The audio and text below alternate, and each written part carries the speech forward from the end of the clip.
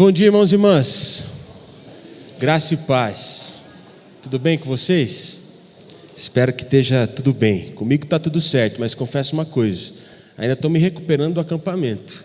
Minha voz não voltou ainda, mas se Deus quiser eu vou conseguir ministrar a palavra bem e vocês vão conseguir me ouvir. Mas posso dizer uma coisa? Apesar de estar muito cansado, eu estou muito feliz. Porque Deus falou muito comigo na minha vida durante esse acampamento. E não através da vida do pregador, do preletor, das pessoas que ministraram louvor. O Senhor tem falado muito comigo através da vida dos juniores, crianças, adolescentes de 11 a 13 anos. E a vida deles tem me impactado. Sabe por quê? Porque eles não demoram para crer. E por isso eles estão cada vez mais maduros. E por isso eles estão amadurecendo. E posso dizer uma coisa? Se tem algo que eu tenho aprendido com eles é sobre maturidade. Eu sei que pode parecer estranho, um pastor de 28 anos de idade, já calvo, aprendendo com crianças de 11 a 13 anos, mas quando eu olho para a vida deles eu percebo o quanto eu sou imaturo e o quanto eu ainda preciso amadurecer. Em relação à maturidade, em um primeiro momento, eu aprendo muito com eles em relação à diferença entre meninos e meninas. Eu sei que isso não acontece só nessa idade, na vida mesmo. As mulheres são muito mais maduras do que os homens. Por exemplo, você já ouviu falar alguma vez na vida de uma freira de balão que decidiu pegar alguns balões e passear por aí? Não, mas padre do balão você já ouviu falar. Isso mostra que muito provavelmente as mulheres sempre serão mais maduras do que os homens. Mas na vida dos juniores isso fica muito claro. Enquanto as meninas elas estão traçando planos, metas para o ministério, como que elas vão evangelizar os amiguinhos da escola, os meninos estão competindo quem faz a bolinha maior de tatu do nariz. Eu não estou brincando, isso é sério. Tem um menino aqui na igreja que a gente deu o apelido para ele de Dom do Catarro, porque ele faz umas bolotas, irmão, dá vontade até de emoldurar. Se fosse para o Guinness Book, ele com certeza bateria o recorde. É incrível ver a diferença deles. Mas sabe o que eu fico mais impressionado? Com o poder de persuasão das meninas. Teve uma vez que estava chovendo igual estava hoje, e tinha menos gente. Eu fui dar aula para os juniores, e só tinham 7 meninas comigo naquele dia. Mas, meus irmãos, aquele dia eu entendi o que Daniel passou na cova dos leões. Era uma pressão, e elas conseguiam me induzir a fazer tudo aquilo que elas queriam que eu fizesse. Eu quase que eu saí daquela sala parcelando uma Kombi em 48 vezes, porque elas queriam uma Kombi para o ministério. A gente percebe muito bem a diferença entre meninos e meninas nessa idade. Mas sabe o que eu acho mais interessante? O que eu acho mais interessante é que eu aprendo com eles de que maturidade não é uma ciência lógica. Muitos ali, eles frequentam a mesma escola. Muitos ali estudam os mesmos livros, têm aula com os mesmos professores. Muitos ali têm a mesma idade, até mesmo os mesmos pais, as mesmas condições financeiras, as mesmas oportunidades, mas mesmo assim, parece que um é mais maduro do que o outro. E não é pelo conhecimento que eles têm, não é pela capacidade cognitiva que eles têm, não é por nada disso. Alguns têm se tornado mais maduros do que os outros, porque alguns têm decidido de verdade, com todo o seu coração, buscar Deus. Sabe o que eu tenho percebido nos últimos tempos, meus irmãos, de que maturidade não tem nada a ver com conhecimento. Maturidade também não tem a ver com capacidade, dons, habilidades, talentos. Capacidade não tem a ver também com experiência, as experiências que você teve com Deus ou o seu tempo de vida. Maturidade tem a ver com resiliência. Maturidade tem a ver com permanecer. E é justamente sobre isso que eu quero conversar com você nessa manhã. Amadurecer é permanecer. E para que a gente possa discutir sobre esse tema, convido você a abrir a sua Bíblia na primeira carta de João, capítulo de número 2, nós vamos ler do verso de número 12 ao verso de número 14. 1 João, capítulo de número 2, verso de número 12 ao verso de número 14. Eu vou ler a palavra na tradução NVI. Eu espero que os irmãos consigam acompanhar essa leitura junto comigo. 1 João, capítulo de número 2, verso de número 12 ao verso de número 14. Onde a palavra do Senhor diz assim para nós: Filhinhos, eu escrevo a vocês porque os seus pecados foram perdoados, graças ao nome de Jesus. Pais, eu escrevo a vocês porque conhecem aquele que é desde o princípio. Jovens, eu escrevo a vocês porque venceram o maligno. Filhinhos, eu escrevi a vocês porque conhecem o Pai. Pais, eu escrevi a vocês porque conhecem aquele que é desde o princípio. Jovens, eu escrevi a vocês, porque são fortes, e em vocês a palavra de Deus permanece, e vocês venceram o maligno. Quero ler essa última parte do versículo 14 com você. Jovens, eu escrevi a vocês, porque são fortes, e em vocês a palavra de Deus permanece, e vocês venceram o maligno. Vamos orar mais uma vez? Feche seus olhos e baixe sua cabeça para que possamos buscar ao Senhor. Senhor Jesus, aqui estamos nós. Nós te agradecemos por tudo aquilo que o Senhor tem feito, mas em especial nesse momento, nós queremos te agradecer pela sua presença, pois sabemos que o Senhor está aqui. Por isso, Pai, a gente vem pedir para que o Senhor quebrante os nossos corações, para que possamos permanecer e amadurecer, para que assim possamos nos tornar pais, que revelam a sua natureza por onde quer que a gente vá. Pai, fala conosco. Esse é o desejo do nosso coração. Essa é a nossa oração. Em nome do Senhor Jesus, amém. Irmãos, algumas semanas atrás, eu preguei sobre a primeira carta de João. E naquela oportunidade eu disse que muitas pessoas não conseguem dizer com certeza que quem escreveu essas cartas foi o mesmo autor que o Evangelho de João. Mas há uma grande possibilidade. Mas algo que é muito claro e visível para nós é de que o João, que escreveu essa carta, já era alguém mais maduro. No momento em que ele escreveu essas palavras, ele já era alguém mais velho. E naquele momento ele estava supervisionando a vida de líderes de várias igrejas. E essas igrejas estavam passando por crises. E é o que a gente pode perceber muito, principalmente na primeira carta de João, é o termo filhinhos. E por que eu acredito que o autor usa esse termo várias e várias vezes? Porque ele queria que aqueles líderes entendessem que apesar daquele momento difícil, eles permaneciam sendo filhinhos amados por Deus. E que se eles continuassem a viver nessa realidade, eles iriam amadurecer. As coisas iam acontecer, o trabalho da igreja ia começar a prosperar. E é justamente por isso que eu acho que nesse momento o autor não se contenta em apenas falar com os filhinhos. Ele também queria falar com os jovens e ele também queria falar com os pais. Sabe por quê? Porque ele queria deixar bem claro que haviam estágios diferentes e que não importa qual estágio que a gente esteja, a gente sempre tem que amadurecer. Por isso hoje, nessa manhã, eu quero conversar com você sobre esses 3 estágios da nossa vida com Deus e esses 3 estágios da nossa maturidade na nossa vida cristã. E o primeiro estágio é justamente o estágio de filhinhos. O que a gente pode perceber nesses textos que nós lemos é que a palavra diz que os filhinhos são aqueles que já sabem que os seus pecados estão perdoados em Jesus. Os filhinhos são aqueles que conhecem o Pai. E eu não sei você, mas o que eu penso de filhinhos, lendo esse texto, é de que os filhinhos foram aqueles que já ouviram falar sobre Jesus. Já reconheceram Jesus como seu Salvador.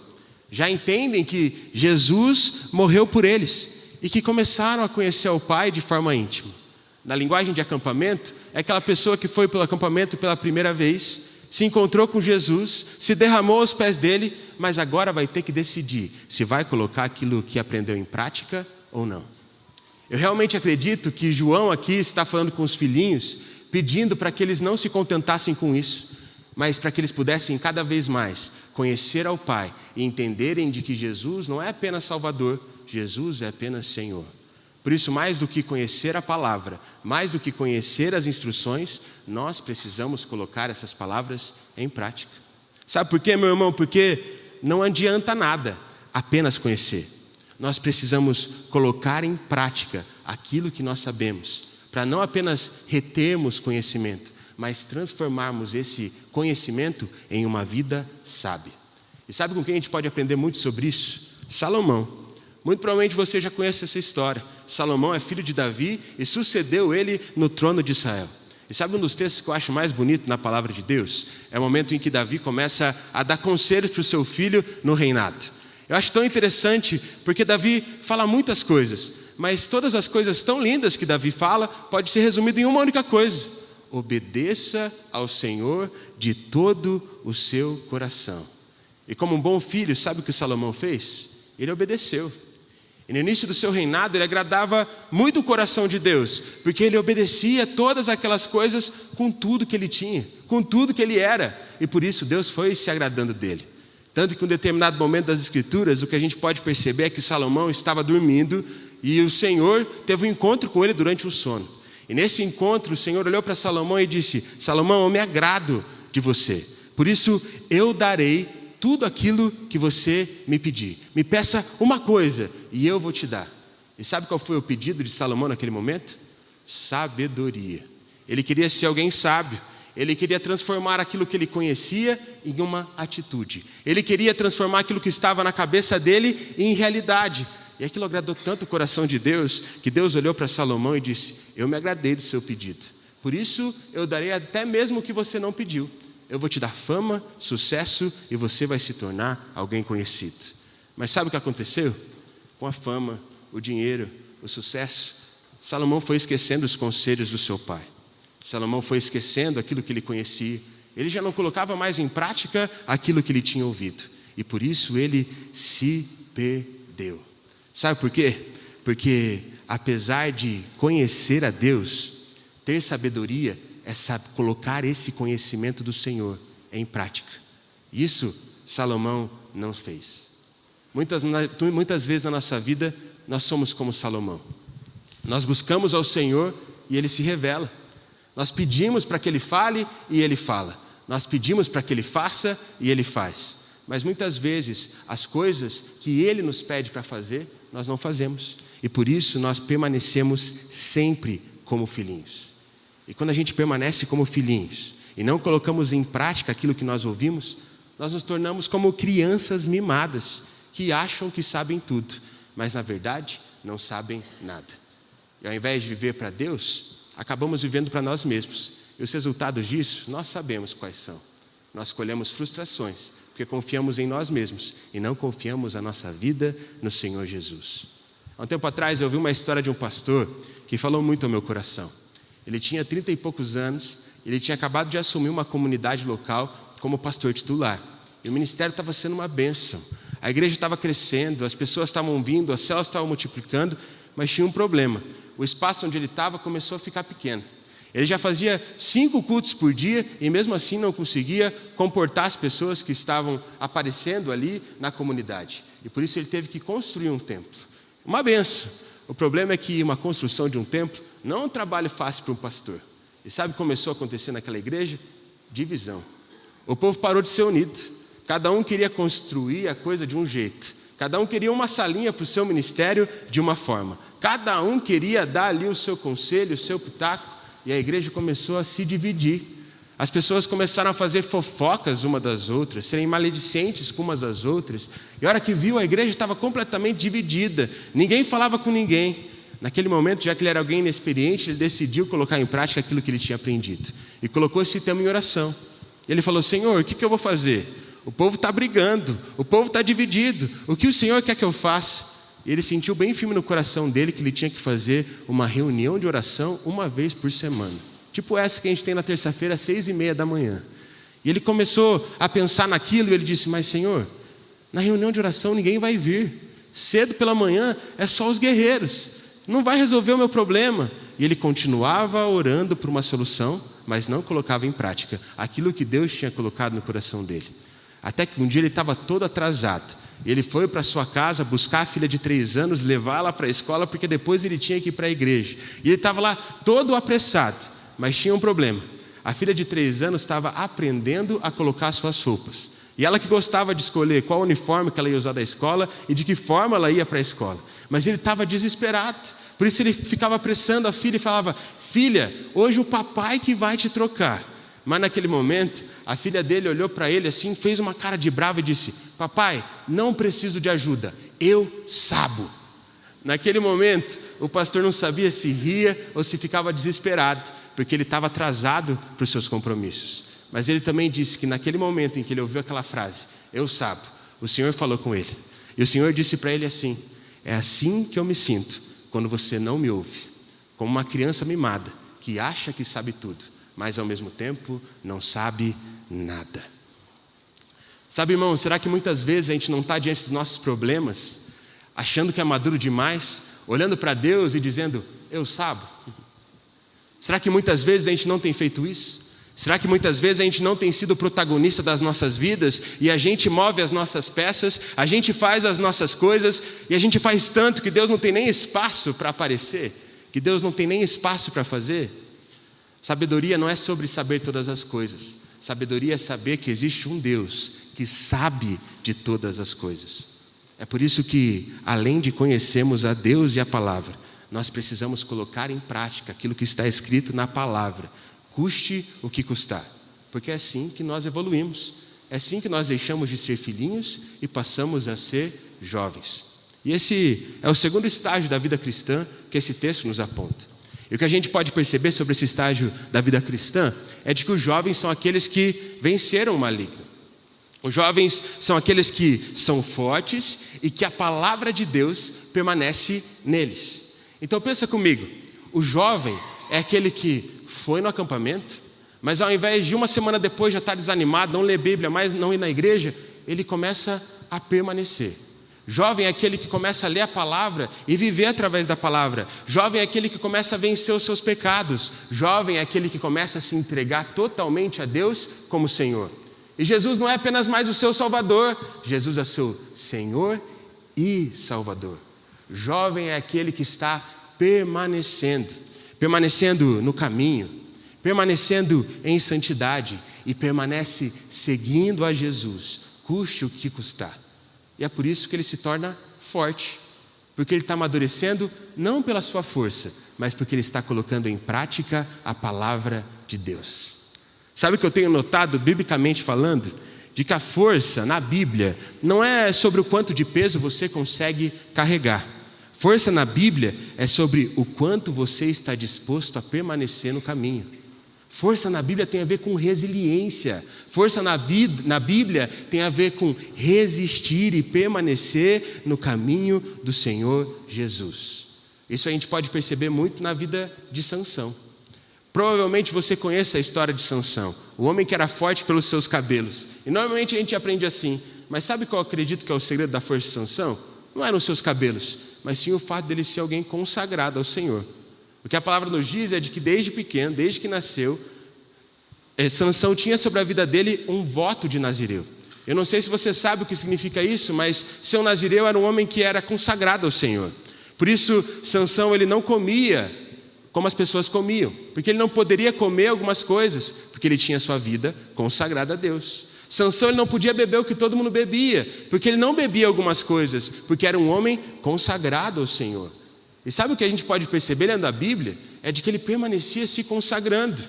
E por isso ele foi vencendo barreiras, foi vencendo dificuldades, alcançou grandes feitos. Destruiu exércitos inteiros com a força do seu próprio braço, com a força que o Senhor tinha dado para ele. Ele fez e aconteceu. Ele era o guerreiro mais famoso do mundo. Mas sabe o que aconteceu? Com tudo isso veio a fama. E naquele momento, Sansão, ele parou de provar do amargo da consagração. Ele começou a provar de tudo aquilo que a vida tinha para ele. Ele parou de provar do amargo do amadurecimento, do amargo do permanecer, e começou a provar do doce da vida. E começou a se entregar com prazeres dessa vida. Começou a se relacionar com prostitutas. Começou a ter amigos que não agradavam o coração de Deus. E apesar de conhecer todas as coisas, não se tornou sábio e não se tornou maduro, porque não colocava essas coisas em prática. O que nós percebemos é que, por ter deixado de se consagrar, Sansão foi capturado. Passou o resto da sua vida como um prisioneiro. Passou o resto da sua vida sofrendo.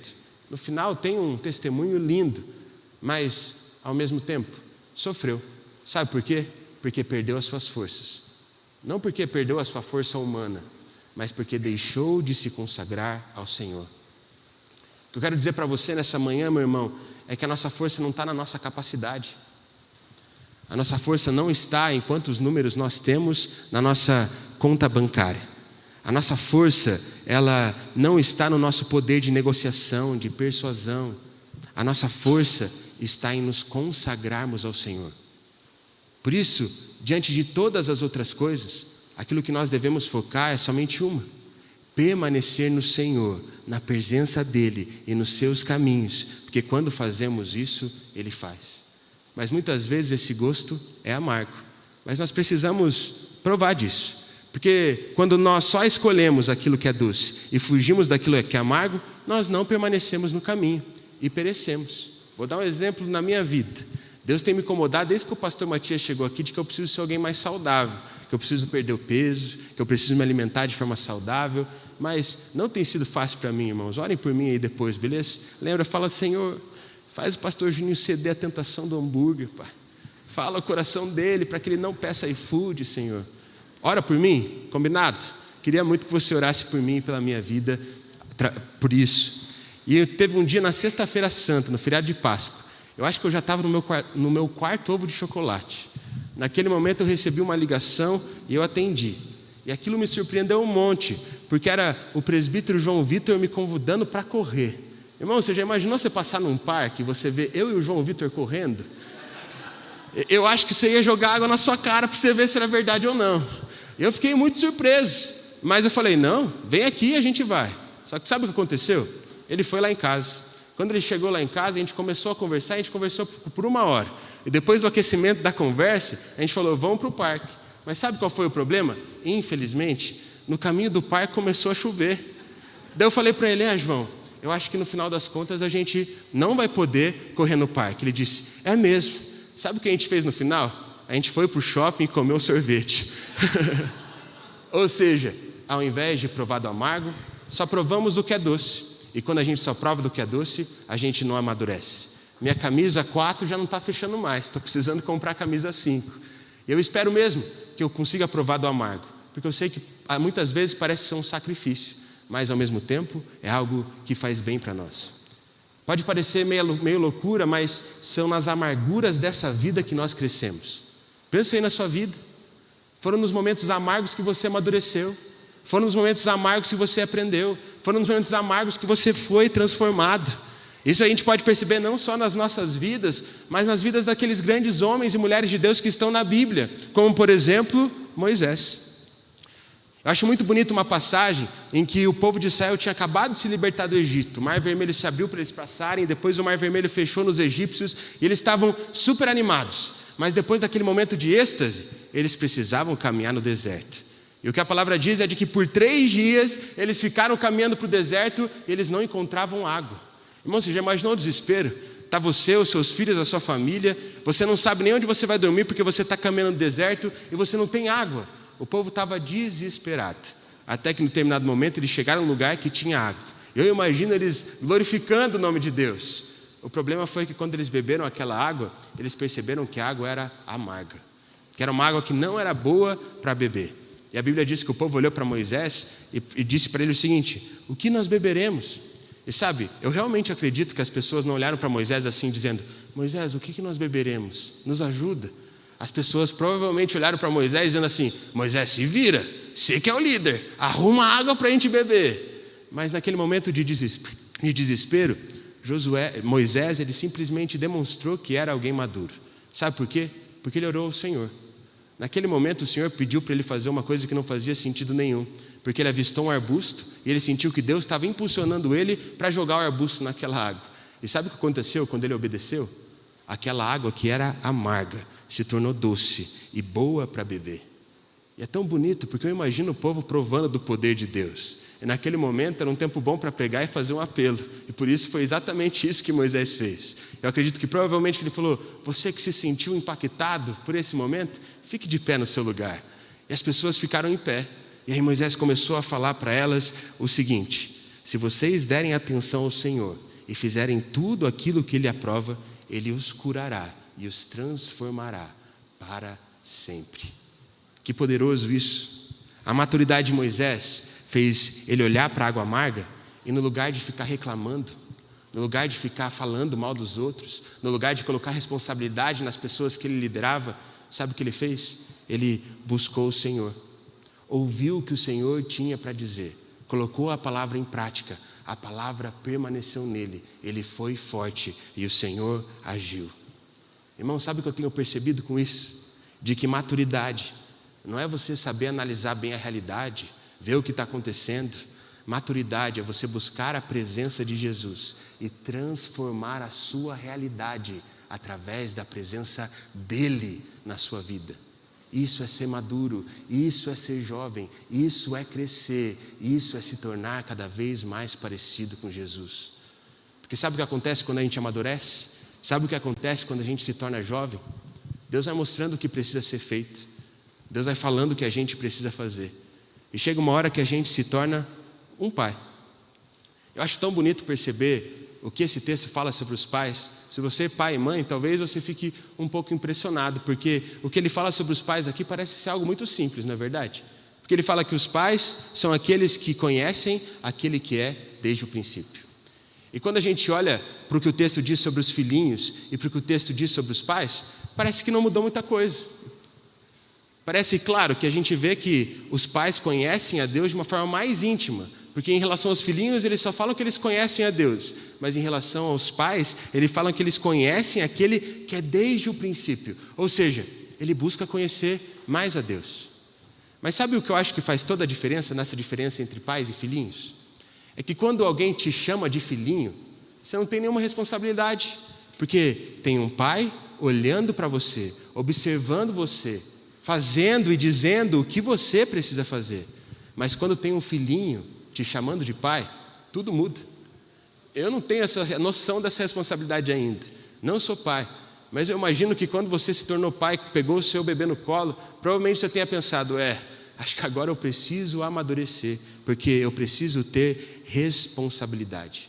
Irmãos, quando a gente passa a ser chamado de pai por outras pessoas que foram impactadas pela nossa vida, tudo muda, porque a gente entende que a gente precisa ser responsável. Responsável não pelas nossas vidas, mas responsáveis também por aquilo que as próximas gerações irão viver. Quando nós assumimos a responsabilidade, olhamos no espelho e passamos a assumir o conhecimento e a realidade de que nós precisamos conhecer a Deus de forma cada vez mais profunda, a gente vai entendendo no nosso coração o quanto Deus é poderoso. E de uma forma muito natural, as pessoas começam a olhar para você e te tratar como se você fosse alguém mais maduro. Elas se sentem como as filhinhas que precisam de alguém mais experiente. E a hora que você vê, você está guiando o caminho para outras pessoas. Irmãos, não existe prazer maior do que isso. Quando nós assumimos a responsabilidade de conhecermos a Deus e fazer-lhe conhecido, nós testemunhamos do quanto é bom ser cada vez mais parecido com Jesus. E sabe qual eu acho que foi o grande problema de Salomão? O grande problema de Salomão é de que ele sempre foi um filho, mas nunca se tornou pai. Ele ouviu os conselhos de Davi, mas nunca deu os mesmos conselhos para ninguém. Quando a gente lê o livro de Provérbios, a gente pensa, nossa, que lindo, alguém cheio de sabedoria. E realmente, foi Salomão que escreveu aquelas coisas. Mas Salomão, ele escrevia tudo, mas não transmitia através da sua vida aquilo que ele tinha escrito.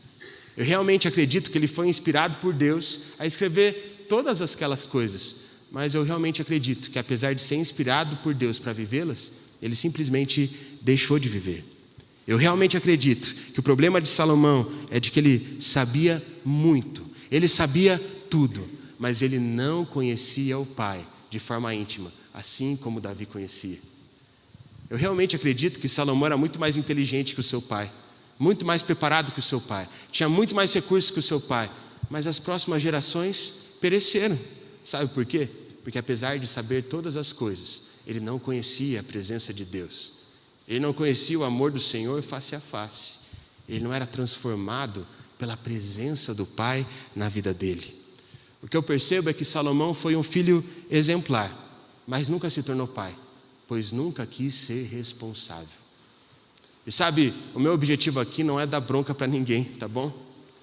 Mas por muitas vezes a gente não cresce, a gente não amadurece, porque a gente está esperando que as pessoas continuem chamando a gente de filhinhos.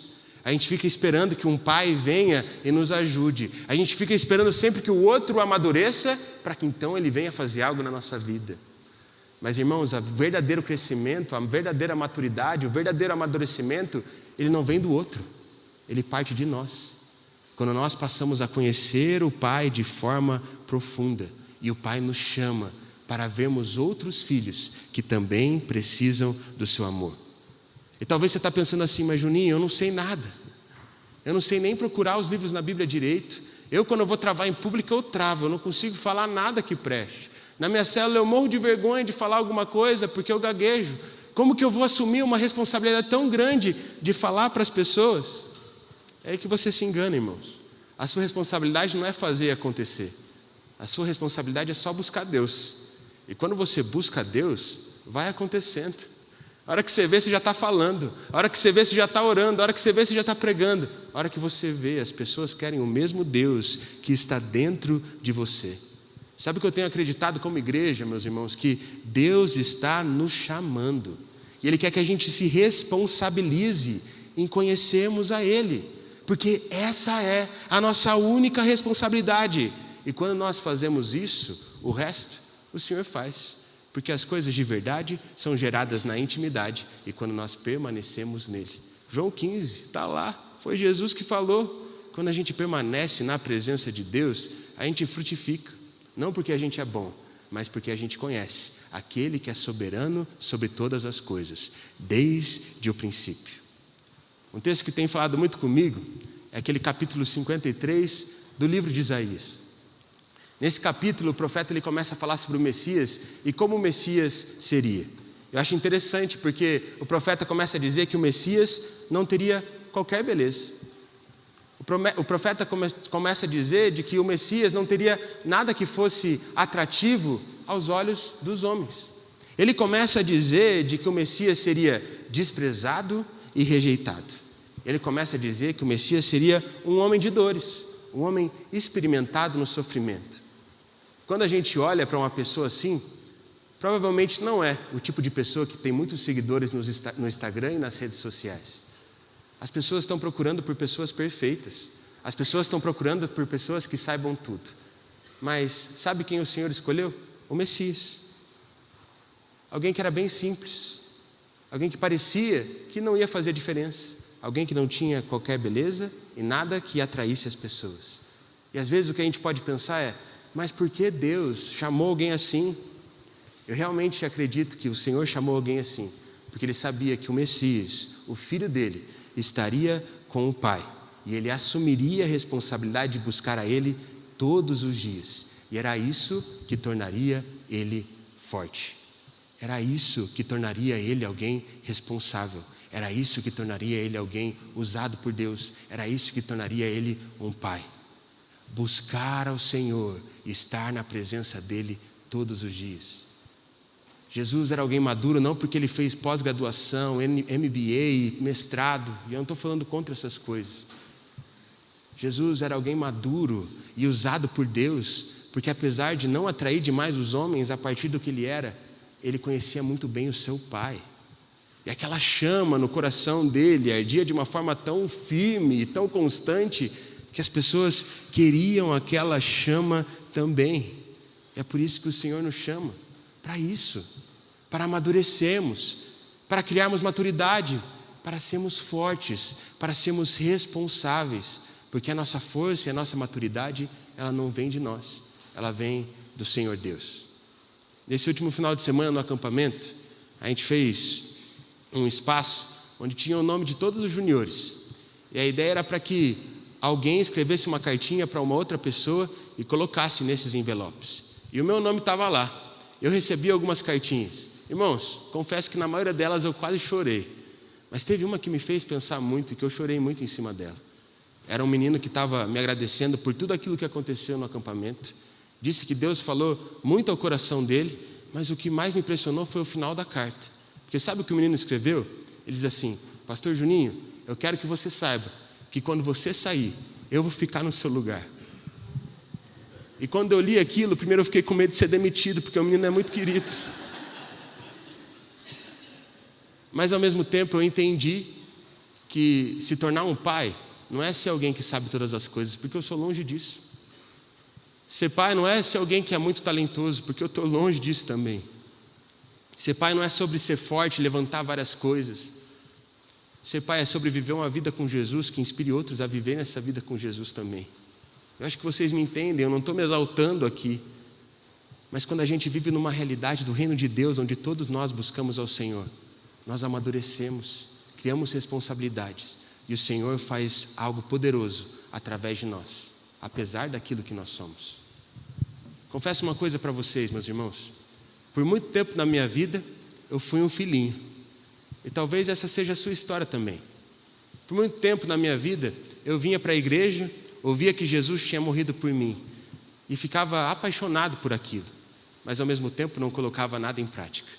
Quando era um filhinho, eu ia para um acampamento, todos os apelos que os pastores faziam, eu ia na frente, mas ao mesmo tempo a minha vida nunca era transformada, porque eu não colocava em prática todas as coisas.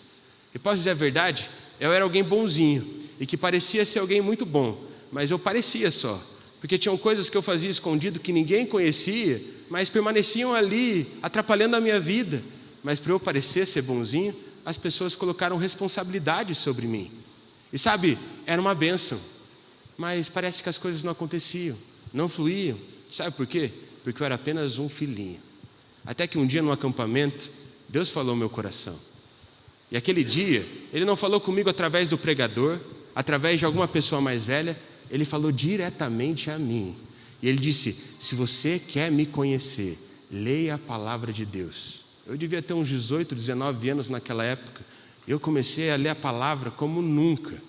Eu lia 14, 15 capítulos por dia. Naquela época eu trabalhava e estudava, por isso eu lembro que no tempo do almoço eu ia para a biblioteca e abria a Bíblia. E todo mundo ficava olhando para mim como se fosse alguém estranho, lendo a Bíblia no meio da biblioteca da faculdade. Mas aquelas palavras foram permanecendo dentro de mim. Eu fui começando a vencer alguns pecados, vencer algumas barreiras, e as pessoas começavam a querer viver aquilo que eu estava vivendo.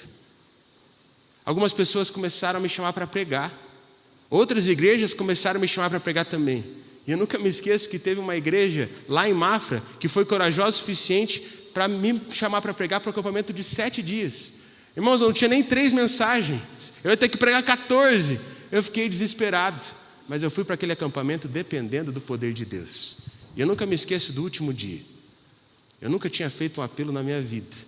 Mas eu lembro que eu preguei e eu vi que Deus estava fazendo algo diferente ali. Eu posso ser sincero com vocês? Eu nem sabia como fazer uma oração de entrega.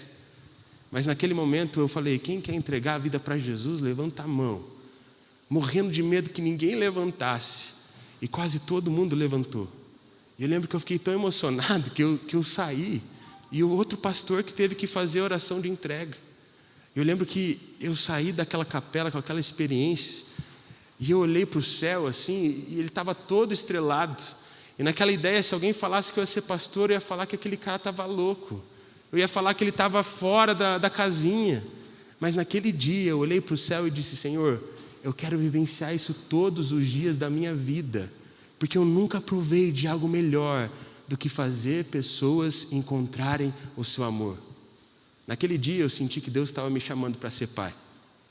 Não pai de alguém, mas assumir responsabilidades para que outros filhinhos possam também amadurecer.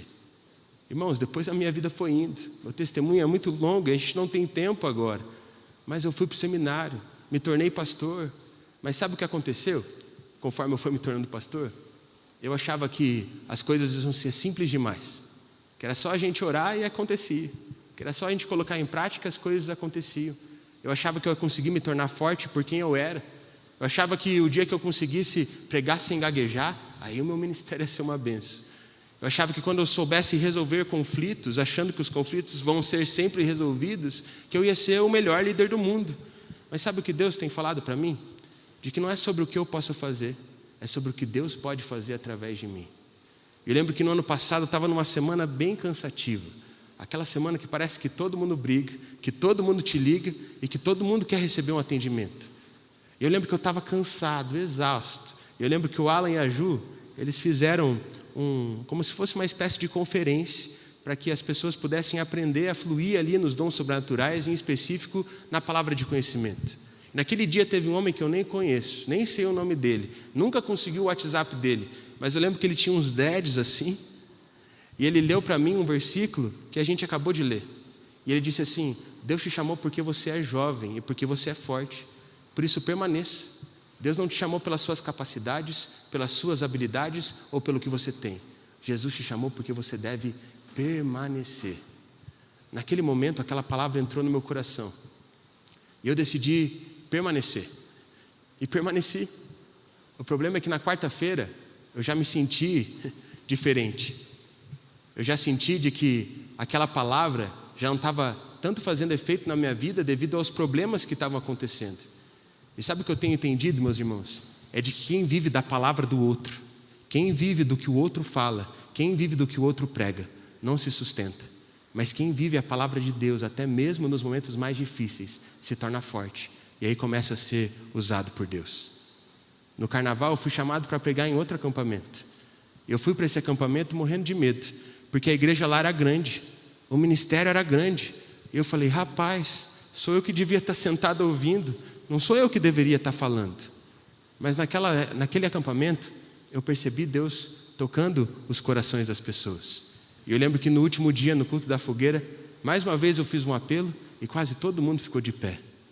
Naquele dia eu olhei para o céu estrelado e eu percebi que o mesmo céu, daquele mesmo Deus que me chamou lá atrás, continua me chamando. Não pela minha capacidade, não porque eu sei fazer uma oração de apelo ou não, não porque eu prego sem gaguejar ou não, mas porque eu tenho buscado permanecer no caminho. Por isso, meu irmão, talvez você não saiba, mas eu quero dizer para você aqui hoje que você é forte. Talvez você está falando assim, Juninho, mas eu sou fraco demais. Eu perdi alguém que eu amava. As coisas na minha célula não estão acontecendo. A minha vida está infrutífera. Na verdade, eu não sou forte, eu sou fraco. Realmente, irmão, por você mesmo, você é fraco. Mas quando você se entrega ao Senhor e expõe as suas fraquezas para Ele, Ele te torna forte. Naquele dia na fogueira, o Senhor me lembrou de um versículo, 2 Coríntios 12:9. Mas Ele me disse, a minha graça é suficiente para você, pois o meu poder se aperfeiçoa na fraqueza. Por isso, me gloriarei ainda mais alegremente nas minhas fraquezas, para que o poder de Cristo repouse sobre mim. A gente não é forte sozinho. A gente nunca vai ser. Na verdade, a gente nunca vai conseguir vencer nada sem Deus. Mas quando a gente expõe as nossas fraquezas para o Senhor, Ele nos torna forte e nos usa poderosamente para que a palavra dEle seja vivida nas nossas vidas e por gerações e gerações. Por isso, nessa manhã, se você se sentiu tocado por essa palavra, você sentiu que você precisa amadurecer, conhecer a Deus de forma mais profunda, eu queria que você ficasse em pé no seu lugar, porque eu quero orar por você. Se você sente que você precisa buscar a Deus com mais intimidade, eu realmente quero que você se coloque em pé. Não fique em pé só porque os outros estão ficando, mas se Deus está te chamando para isso, meu irmão, eu quero orar por você. Amém, aleluia. Por isso, nesse momento, eu quero que você coloque as suas mãos para frente, como se fosse receber algo do Senhor. E eu creio que o Senhor vai falar ao seu coração. Senhor Jesus, nós te agradecemos, ó Pai. Te agradecemos pelo seu amor. Te agradecemos porque o Senhor é um Deus maravilhoso. Te agradecemos porque o Senhor é um Deus poderoso e um Deus que tem feito grandes coisas nesse lugar. Mas mais do que isso, Pai, nessa manhã nós queremos te agradecer porque apesar das nossas fraquezas, apesar da nossa insuficiência, o Senhor permanece nos amando e o Senhor permanece depositando do seu poder em nós. Por isso, nesse momento, ó Pai, eu quero te pedir por cada irmão e por cada irmã que se colocou de pé. Eu peço pela vida de cada irmão que precisa amadurecer. Eu peço pela vida de cada irmão que está sofrendo com o luto, com o sentimento de improdutividade e que está pensando em simplesmente largar tudo. Que eles percebam e que eles entendam que o segredo dessa vida não é saber todas as coisas. O segredo dessa vida é permanecer. E que eles permaneçam no seu amor de forma corajosa. Que eles permaneçam na sua palavra como nunca antes. Que eles permaneçam na sua presença. E que o poder de Deus seja vivido na vida de cada um. Pai, eu não sei se o Senhor consegue sentir, mas nós temos fome. Nós desejamos por um agir sobrenatural que vem do Senhor. Pai, nesse dia nós queremos dizer que nós precisamos de Ti. Por isso, vem fazer uma obra poderosa na vida de cada irmão e na vida de cada irmã. Pois nós queremos mais de Ti. Nos faz permanecer e amadurecer para a honra e glória do Seu nome. E é em nome de Jesus que nós pedimos. Amém e amém.